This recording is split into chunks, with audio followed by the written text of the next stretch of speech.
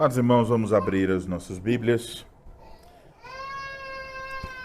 Vamos ouvir agora a pregação da palavra do Senhor e vamos abrir as nossas Bíblias no livro do profeta Isaías, capítulo de número 53.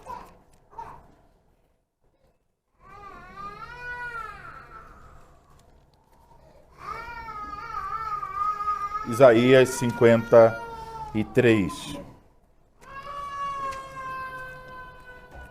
Quem creu em nossa pregação? E a quem foi revelado o braço do Senhor? Porque foi subindo como renovo perante ele e como raiz de uma terra seca. Não tinha aparência nem formosura. Olhámo-lo, mas nenhuma beleza havia que nos agradasse. Era desprezado e o mais rejeitado entre os homens, homem de dores e que sabe o que é padecer. E como um de quem os homens escondem o rosto, era desprezado, e dele não fizemos caso. Certamente ele tomou sobre si as nossas enfermidades, e as nossas dores levou sobre si. E nós o reputávamos por aflito, ferido de Deus e oprimido. Mas ele foi traspassado pelas nossas transgressões e moído pelas nossas iniquidades. O castigo que nos traz a paz estava sobre ele, e pelas suas pisaduras fomos sarados. Todos nós andávamos desgarrados como ovelhas, cada um se desviava pelo caminho, mas o Senhor fez cair sobre ele a iniquidade de nós todos. Ele foi oprimido e humilhado, mas não abriu a boca. Como cordeiro foi levado ao matadouro, e como ovelha muda perante os seus tosqueadores, ele não abriu a boca. Por juízo opressor foi arrebatado, e de sua linhagem quem dela cogitou? Porquanto foi cortado da terra dos viventes, por causa da transgressão do meu povo foi ele ferido. Designaram-lhe a sepultura com os perversos, mas com o rico esteve na sua morte, posto que nunca fez injustiça, nem dolo algum se achou em sua boca. Todavia, ao Senhor agradou moê-lo, fazendo-o enfermar, quando der ele a sua alma como oferta pelo pecado. Verá a sua posteridade e prolongará os seus dias, e a vontade do Senhor prosperará nas suas mãos. Ele verá o fruto do penoso trabalho de sua alma e ficará satisfeito. O meu servo, o justo, com o seu conhecimento, justificará muitos, porque as iniquidades deles levará sobre si. Por isso, eu lhe darei muitos como a sua parte, e com os poderosos repartirá ele o despojo, porquanto derramou a sua alma na morte. Foi contado com os transgressores, contudo, levou sobre si o pecado de muitos, e pelos transgressores intercedeu. Agora vamos à primeira carta do apóstolo Pedro,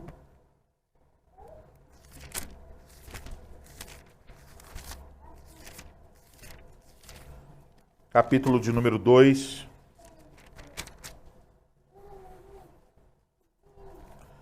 versículos 18 a 25.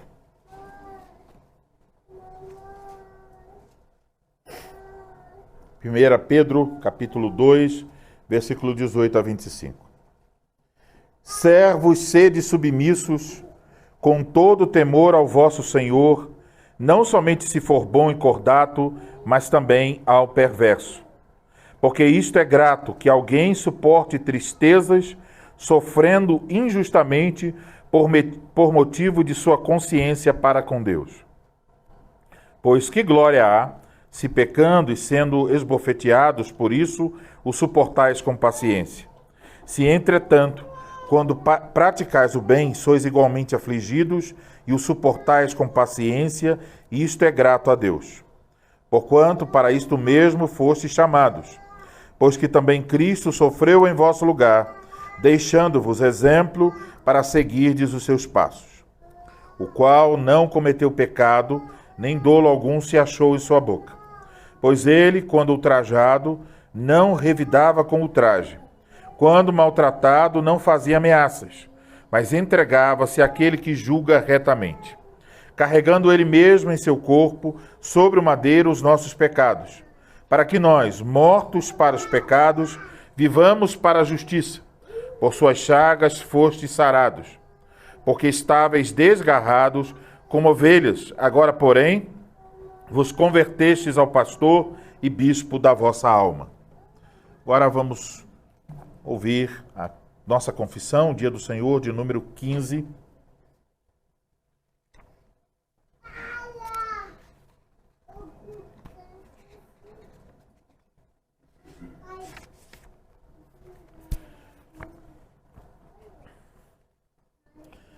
Pergunta de número 37.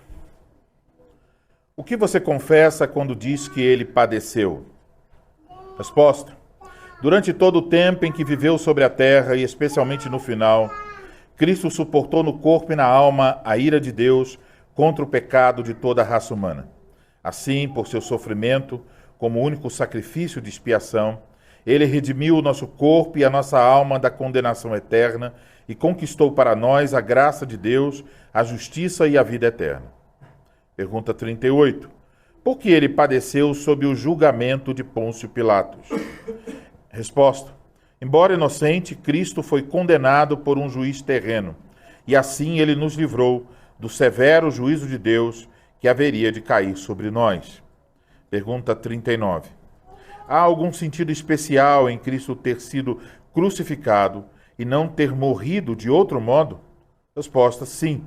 Por causa disso, tenho a certeza de que ele levou sobre si a maldição que estava sobre mim, pois quem era crucificado era maldito de Deus.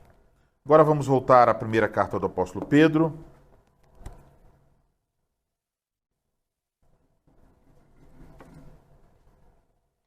Capítulo 2, e agora o texto da pregação, versículo 22 ao 25.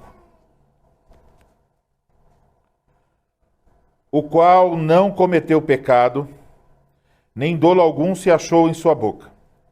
Pois ele, quando ultrajado, não revidava com ultraje, quando maltratado, não fazia ameaças, mas entregava-se àquele que julga retamente, carregando ele mesmo em seu corpo, sobre o madeiro, os nossos pecados, para que nós, mortos para os pecados, vivamos para a justiça. Por suas chagas fostes sarados. Porque estáveis desgarrados, como ovelhas. Agora, porém, vos convertestes ao pastor e bispo da vossa alma.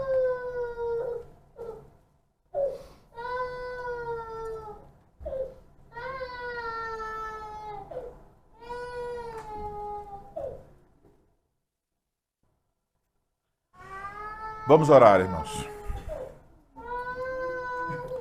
Ó Senhor Deus, nosso Pai, nós te agradecemos pelo privilégio que teremos agora de ouvir a exposição da Tua Palavra, a apresentação da sã doutrina, e nós queremos, Senhor, pedir Tua graça para que o Senhor nos ajude, para que aquele que há de pregar fale com integridade, fale de acordo com a Tua Palavra, fale, Senhor, no poder do Espírito Santo. Pedimos que cada ouvinte seja capaz de prestar atenção, de compreender aquilo que ouve, de guardar em seu coração, de colocar em prática, que à medida em que ouvimos, o Teu Espírito Santo haja na vida de cada um, para nos conformar à imagem de Cristo, para nos fazer aumentar a nossa fé, a nossa confiança em Cristo, a nossa alegria nele. Isso tudo nós pedimos, Senhor, em nome de Cristo. Amém. Amém.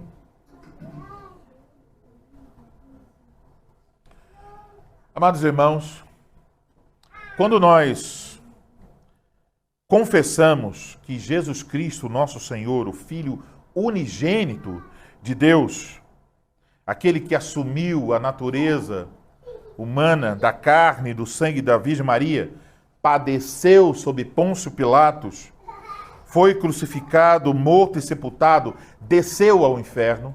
Quando nós fazemos esta confissão, nós estamos confessando a respeito da obra de Cristo a nosso favor. Estamos confessando que nós cremos que é verdade aquilo que o Evangelho nos diz sobre o modo como Deus nos redimiu dos nossos pecados por meio de Jesus Cristo. Estamos confessando que o Senhor Jesus Cristo se humilhou para nos salvar dos nossos pecados, tomando sobre si os nossos pecados para nos livrar da morte eterna. E é sobre isso também que nós acabamos de ler na passagem de 1 Pedro, capítulo 2, versículos 22 a 25.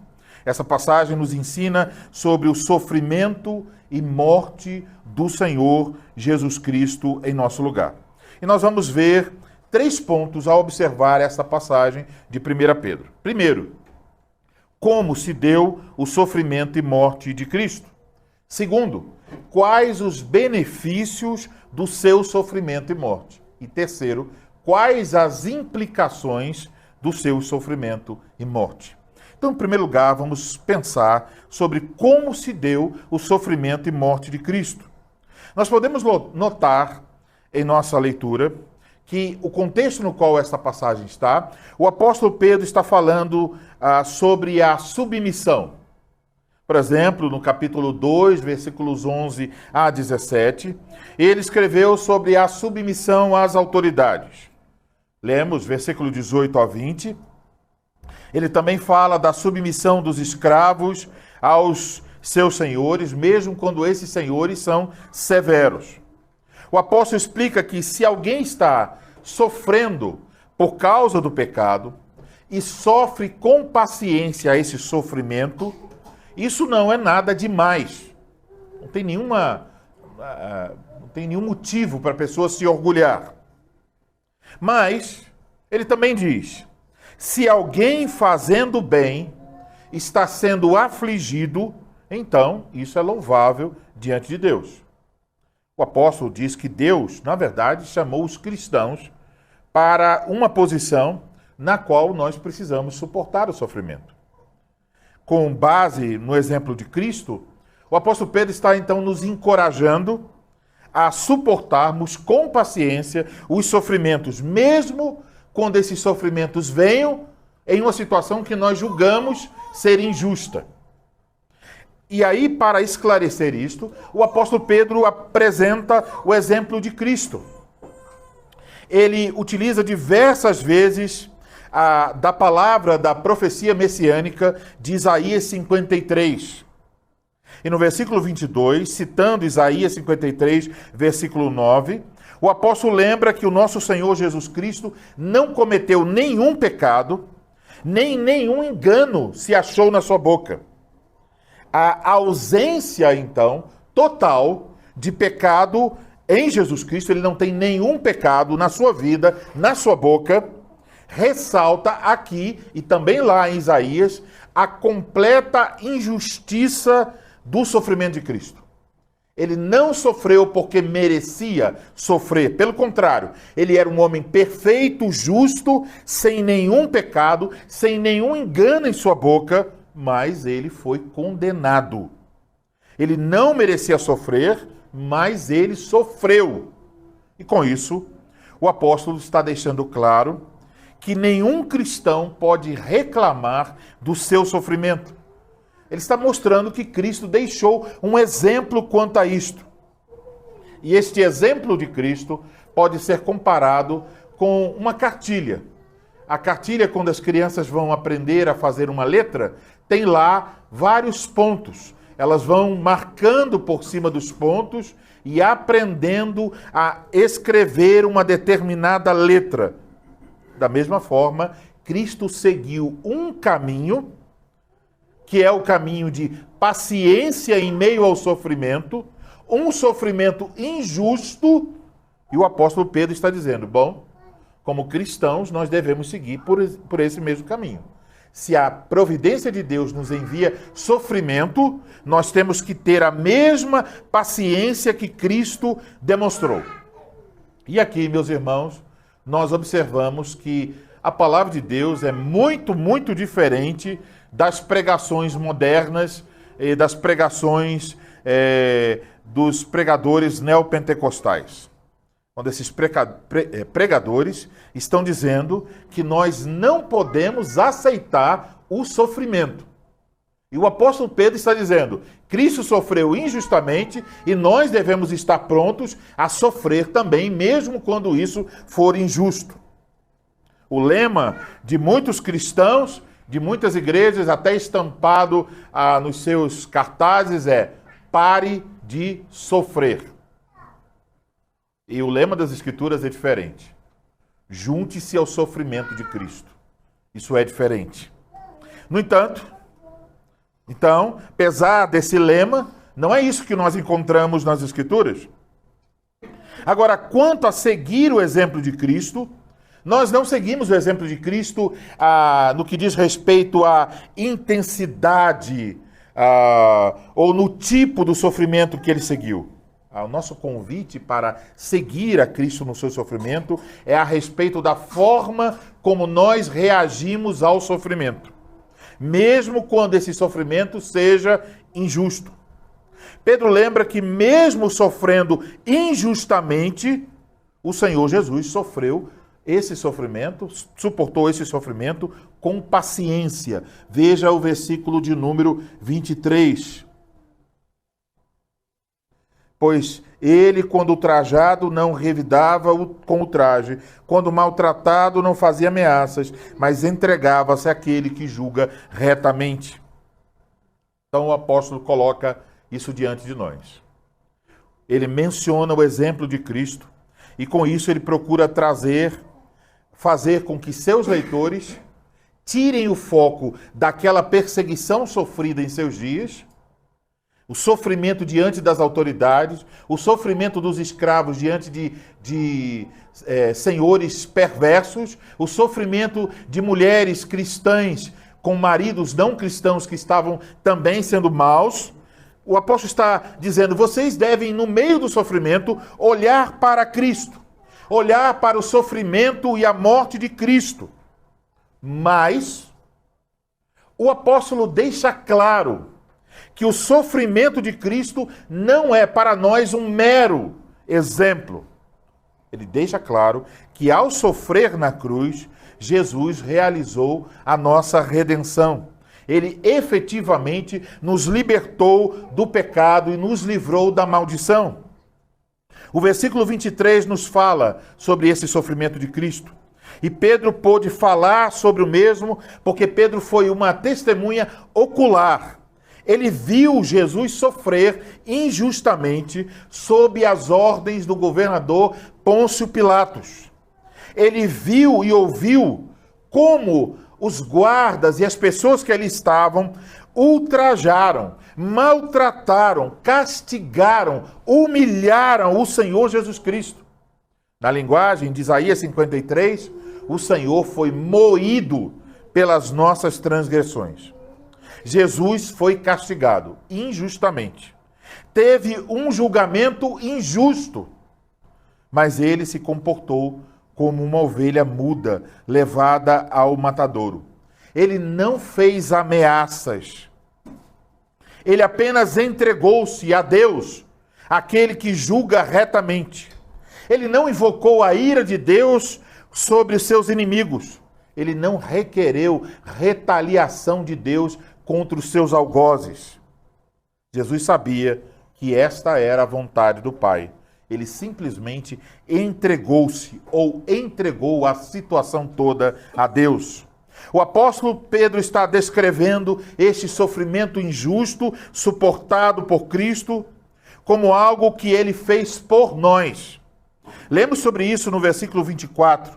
Ele diz que Cristo carregou sobre si os nossos pecados. E o que nós lemos aqui está cheio de significado. Em primeiro lugar, podemos notar a ênfase de que o próprio Jesus, ele mesmo, carregou os nossos pecados. Isso mostra que isso foi um ato da vontade do nosso Salvador. Não é que isso foi imposto pelas autoridades. Ele quis. Ele o fez de maneira ativa. Jesus não estava ali como um pobre coitado, sendo torturado e humilhado como quem não pode fazer nada. É total a atividade dele, ele está plenamente ativo e ele quer passar por isso para cumprir a vontade do Pai. A ênfase do texto de Pedro é ele mesmo, o próprio Cristo. Ele carregou os nossos pecados. Ele não estava obrigado, mas ele o fez livremente. Isso revela o amor do Senhor Jesus Cristo por nós. Notamos também que ele carregou os nossos pecados em seu corpo, diz o texto. É como se um peso tivesse sido colocado sobre ele. Além disso, ele sentiu em seu corpo o sofrimento que nós deveríamos sentir pelos nossos pecados. Não só o sofrimento imposto pelas chicotadas, pela maldade, pelos pregos, por tudo que foi infligido fisicamente na cruz. Mas, de fato, quando a ira de Deus caiu sobre ele, isso tem um efeito sobre o corpo do nosso Salvador. Ele toma sobre si os nossos pecados. Em seu sofrimento e morte, ele está assumindo o nosso lugar. A palavra para isso é substituição. Ele está nos substituindo para que a justiça de Deus seja cumprida, para que a ira de Deus seja derramada sobre os pecados, sobre todos os nossos pecados. Percebemos no texto que Jesus carregou os nossos pecados em seu corpo, e o texto diz sobre o madeiro, isto é, sobre a cruz. Então, quando ele foi colocado sobre o madeiro, ele se fez maldição em nosso lugar. A lei dizia que todo que for pendurado no madeiro é maldito. Era como se estivesse sofrendo ali, não meramente a punição dos romanos que matavam na cruz, mas os judeus que costumavam apedrejar para envergonhar aquele que sofreu o apedrejamento, depois de morto, colocavam no madeiro. Cristo é colocado e sofre esta vergonha. Assim, Jesus tomou a maldição que deveria recair sobre a nossa vida, recaindo sobre ele.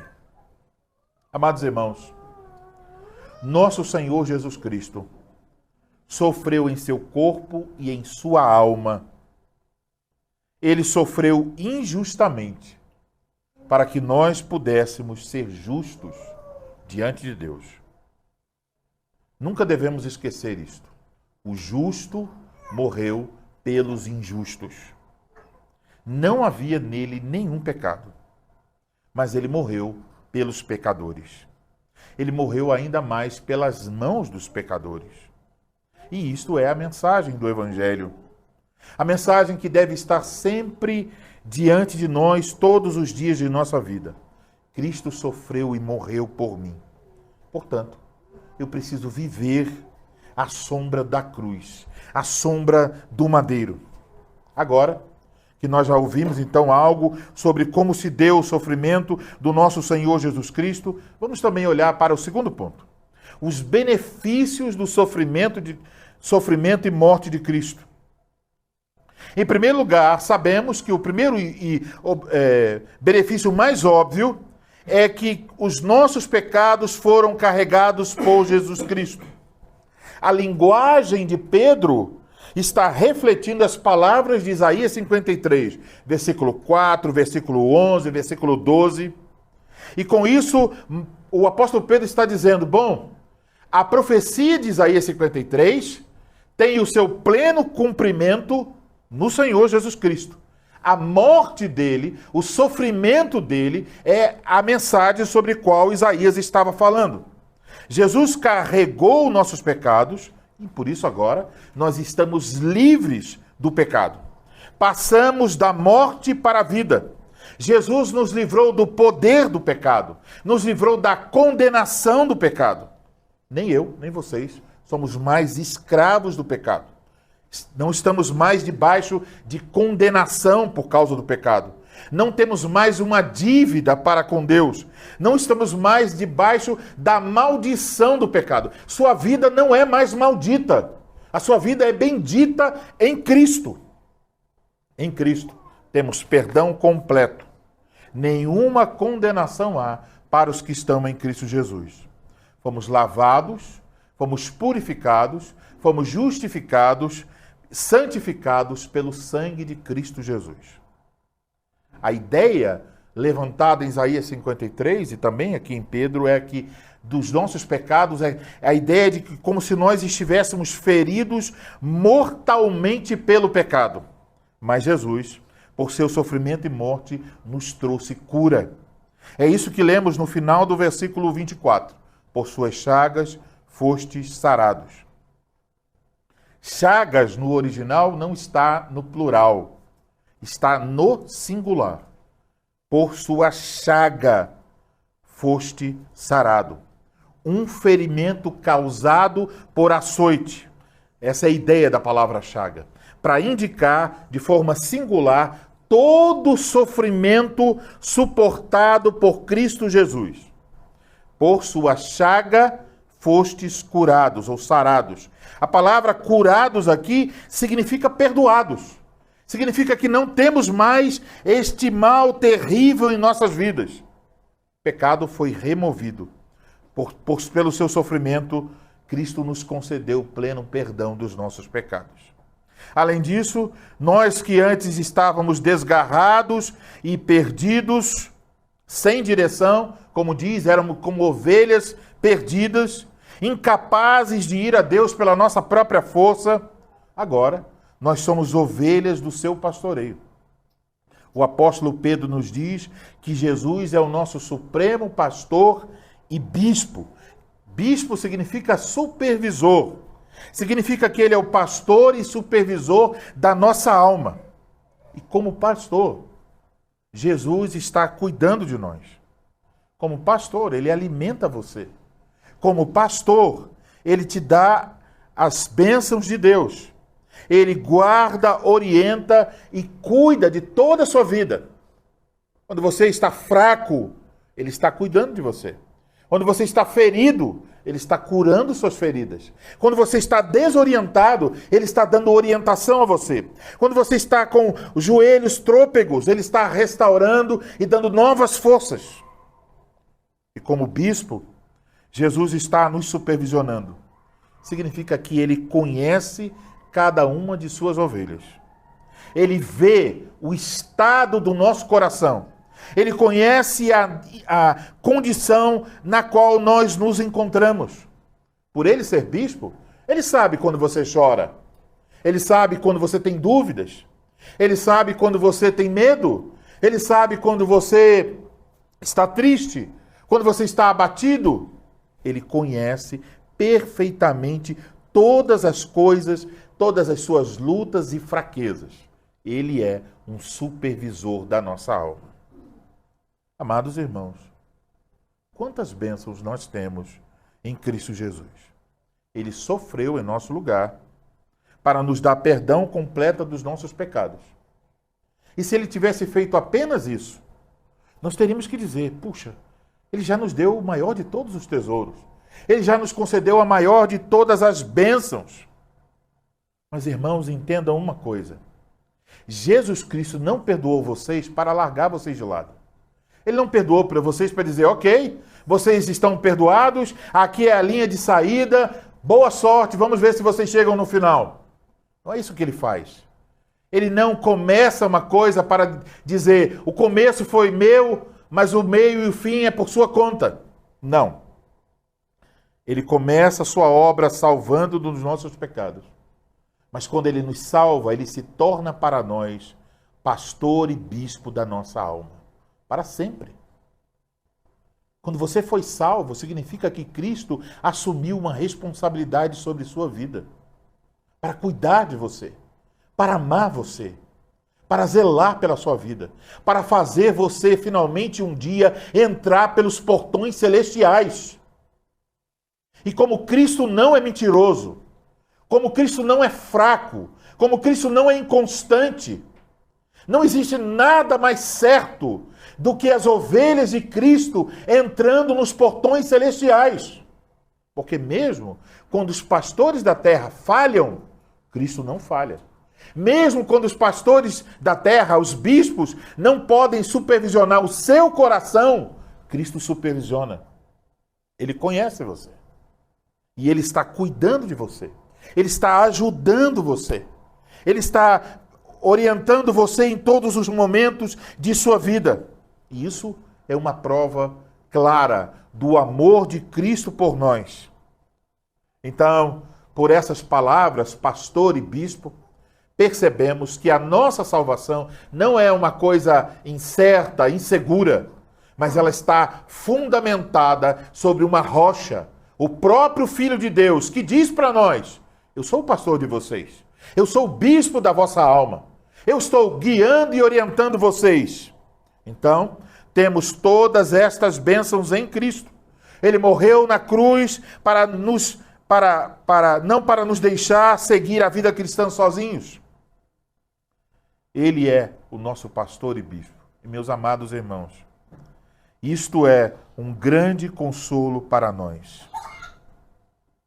Que o nosso Salvador, que começou a cuidar de nós, continua cuidando de nós. Continua zelando pela nossa alma. Toda a nossa vida está sob os cuidados do nosso supremo pastor e bispo.